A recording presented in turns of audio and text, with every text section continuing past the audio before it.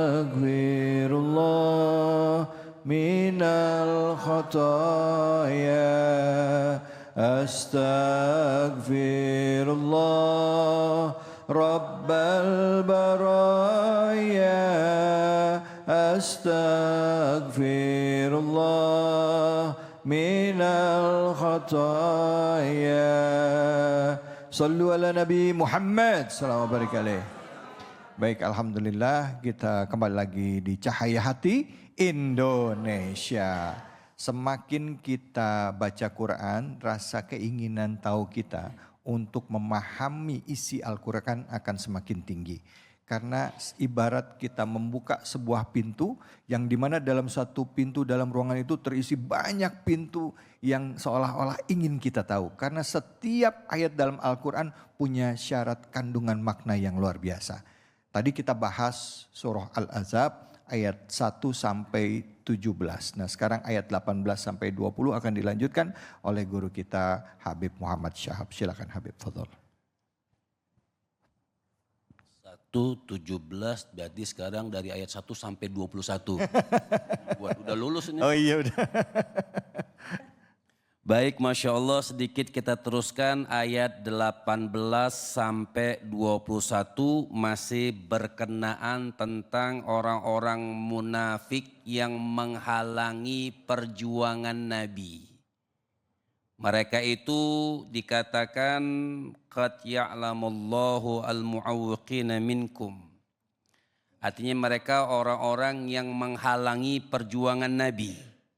Sifat malasnya, sifat penakutnya, sifat daripada riaknya. Jadi mereka itu bilang ayo kita perang, dalam surah ini dikatakan. Tapi sebenarnya mereka tidak berperang. Jadi mereka datang itu hanya sebentar kemudian pulang. Kan ada ibu-ibu tuh, ayo majelis, majelis, majelis. Ibu-ibu yang lain masuk yang ngajak pulang. Ya begitulah, artinya contoh-contohnya ya seperti itu. Artinya itulah orang-orang yang cuman kadang-kadang kan kayak guru agama juga misalnya. Kita orang ini berbahaya, taqulun ma la taf'alun. Kadang-kadang cuman bisa ngomong tapi enggak ngamalin. Betul Ibu? Betul. Kok dendam gitu, betul. Artinya subhanallah, ini di dalam surah ini juga dikatakan orang-orang yang menghalangi jihad. Jadi orang munafik ini mereka menghalangi jihadnya Nabi. Menghalangi jihad-jihad sahabat Nabi. Seakan-akan mereka datang tapi sebenarnya mereka tidak datang, mereka pulang. Kemudian mereka datang itu apa? Di dalam surah selanjutnya dikatakan hanya bermodal riak saja. Supaya nama dia bagus, ada tuh. Kalau bahasa sekarang Mas David apa? Cuma nyetor muka. Kelihatan bawa pedang, kelihatan Nabi dia pulang. Nah itu seperti itulah orang-orang yang munafik menghalangi ria, pengen hanya dipuji saja seakan-akan mereka datang. Kan zaman sekarang juga kalau kita aplikasikan zaman sekarang kan banyak juga pahlawan kesiangan. Sebenarnya dia tidak berjuang tapi dia yang paling berkoar-koar seakan-akan dia berjuang. Ya kita nggak kesana-sana Ibu, Masya Allah. Nah, lagian pakai mancing-mancing. Mama gitu, Beb. Makanya ya, dipancing nyamber. Ayat terakhirnya, makanya inti mungkin menutup dari acara yang mulia tentang mentadaburi akhlak Nabi. Makanya ayat yang 21 itu dikatakan laqad kana lakum fi rasulillahi uswatun hasanah liman kana yarjullaha wal yawmal akhir wa dzakarallaha katsiran. Sihat. Sebenarnya dari problem-problem itu semua yang ada di dunia ini semua kenapa? Nggak mau contoh Nabi. Kalau kita kembalikan ke ayat 21 ini, laqad kana lakum fi rasulillahi, ada yang bacanya uswatun boleh, ada yang bacanya iswatun juga boleh. Jadi di dalam diri Nabi itu ada yang namanya uswah, contoh. Kalau kita lihat diri Nabi, munafik nggak ada. Berarti kalau ada orang munafik yang tadi diceritakan dalam surah Al-Ahzab, berarti dia nggak contoh Nabi. Betul ibu-ibu? Orang mencontoh Nabi itu, makanya seorang imam mengatakan fal khair kulluhu fi tiba. Saya mau tanya, ibu nih pengen gak bagus dunia dan akhirat? Mau. Mau kita, betul Pak? Walaupun cuma 2,5 orang. Pengen kita hidup. Ada orang pengen hidup dunia dan akhirat senang. Kita pengen dunia akhirat. Ada orang yang mungkin dunia nggak dapat nggak apa-apa, yang penting akhirat lulus. Ada orang yang akhiratnya nggak lulus nggak manfaat, dunianya hebat, tapi akhiratnya nggak lulus nggak bisa. Kenapa itu terjadi? Karena tidak menteladani Nabi. Nah, Masya Allah nih, ini bulan Maulid 12 Rabiul Awal diceritakan tentang Rasul Sallallahu Alaihi Wasallam, diceritakan tentang musuh-musuh Nabi. Kita yang punya akal sehat bisa memilih, oh saya mau ikut Nabi. Maka dikatakan rumus fal khair kulluhu fil ittiba wasyar kulluhu fil ibtida. Maka seorang imam ini mengatakan orang pengen bagus dunia dan akhirat, apa pongkolnya? Harus dia mengikuti, mencontoh langkah-langkah baginda Nabi besar Muhammad Sallallahu Alaihi Wasallam. Wasyar kulluhu fil ibtida.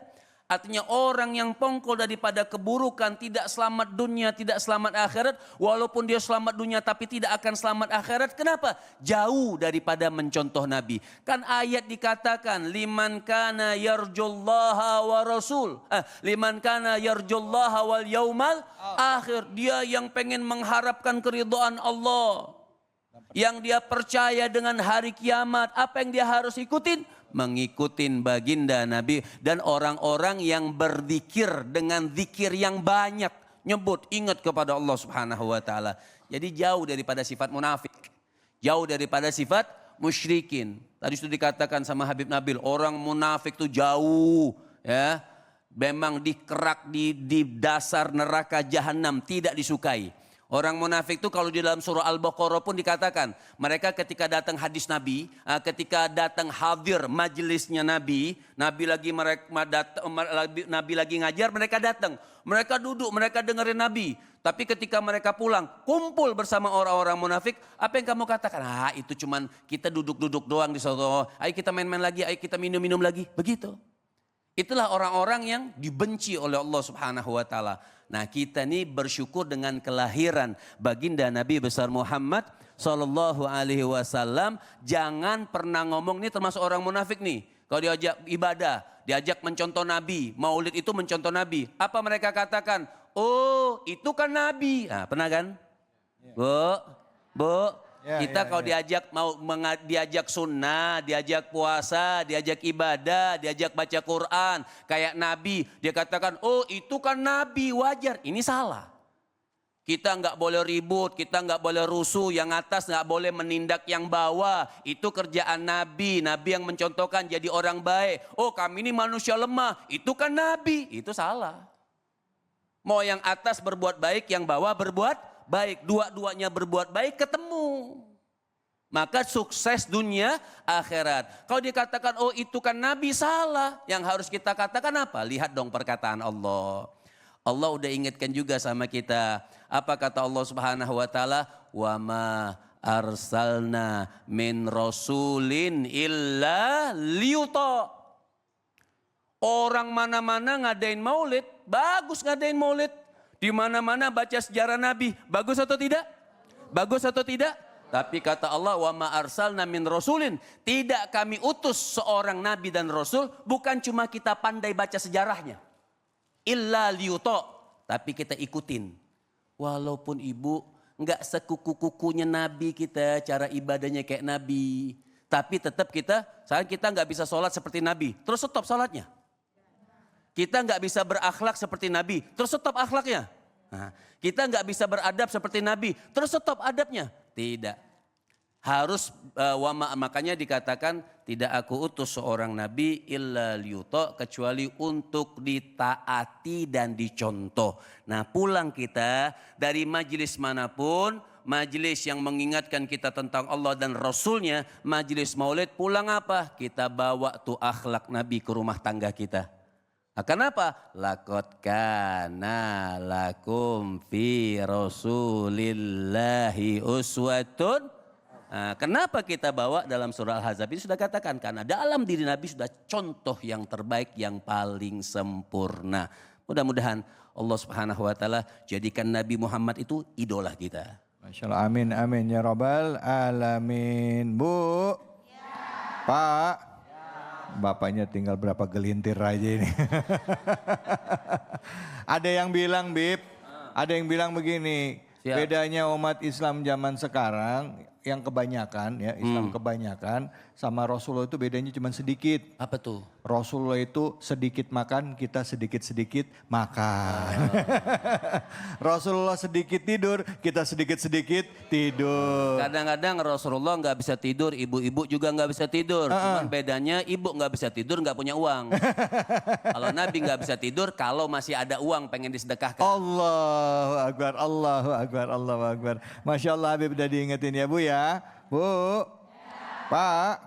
Yang mau nanya siapa, angkat tangannya, silahkan. Ya, Ibu ini di depan.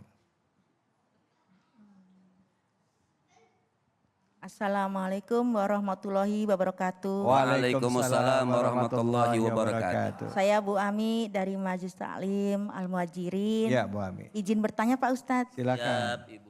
Kita hidup di era digital. Karena banyak fitnahnya nih. Bagaimana cara membentengi diri dengan meneladani sifat Rasulullah. Itu aja Pak Ustadz, terima kasih. Wassalamualaikum warahmatullahi wabarakatuh. Waalaikumsalam. Ini ceritanya era modern ya. Orang modern banyak fitnah lewat handphone, hoax segala macam. Nah bagaimana kita mencoba meneladani sifat Rasulullah dalam rangka membentengi diri dari fitnah di era modern ini. Silakan Habib. Baik, Al-Quran itu tidak berubah. Mau dia era modern, hukum-hukum Allah itu nggak mudah. Modern harus ngikutin agama, bukan agama ngikutin modern. Karena agama memang sudah dimodernkan sama Allah Subhanahu wa taala. Orang-orang yang bikin handphone apa segala macam, otaknya siapa yang beri? Allah Subhanahu wa taala. Itu suatu nikmat. Walaupun yang bikin mungkin dikategorikan bukan orang Islam. Boleh nggak kita pakai itu? Boleh. Jadikan alat-alat mereka itu untuk membantu dakwah kita. Bukan membantu kejahilan kita. Masalahnya kita tidak bisa memilah-milih ya. Ya memilih dan memilah. Ya itu. Ya, atau itulah milih-milih lah. Kita nih misalnya kayak anak-anak kita nonton-nonton, memang kita pilih juga, oh yang memang bermanfaat kita tonton.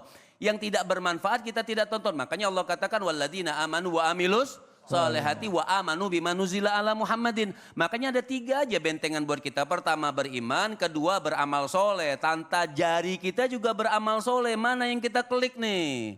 Oh yang kita klik yang bagus-bagus, yang nggak kita klik itu yang nggak bagus kita lewatkan. Itu namanya amal soleh. Kan amal soleh itu ada yang wajib, amal soleh itu ada yang sunnah. Ada juga termasuk juga mubah, itu amal soleh. Ya.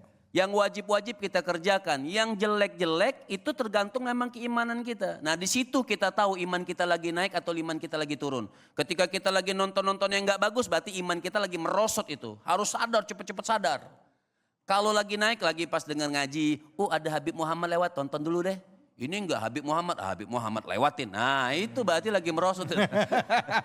Bisa aja Habib.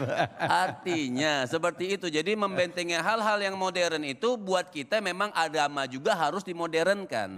Dengan tata cara yang modern tapi syariat Rasulnya tidak berubah. Makanya yang ketiga Allah katakan wa amanu bima nuzila ala Muhammadin. Harus patuh tunduk dengan apa? Dengan yang diturunkan kepada Nabi Muhammad. Itu termasuk maulid itu kan, beriman, beramal soleh, mencontoh Nabi. Itu orang yang pintar maulid.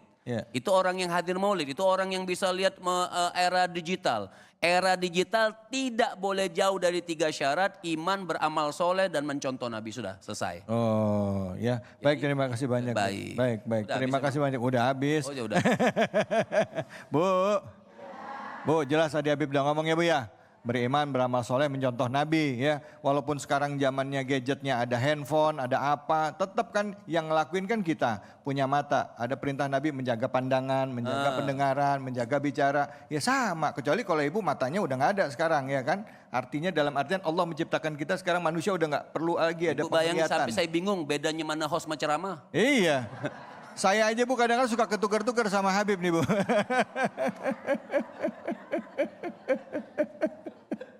Allahu Akbar.